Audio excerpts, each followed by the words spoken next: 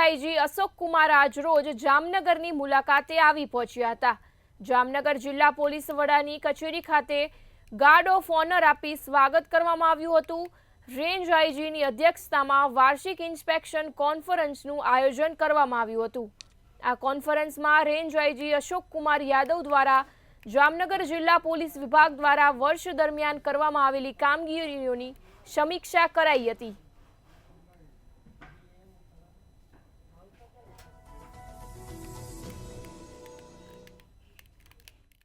भारत सरकार तमाम एजेंसीओ paramilitary force ये काम करती होईश અને મોટા મોટા ઉદ્યમ પણ અહીંયા આવતા હોઈશ।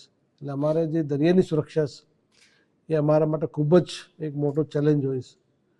દરિયાની સુરક્ષા માટે પણ આજે સમીક્ષા કરવામાં આવેલી છે અને પબ્લિક સાથે સંકલન કરી અને પોલીસ એ કામગીરી પણ ભવિષ્યમાં ખૂબ સારી કામગીરી કરશે એવી અમારી તૈયારી છે।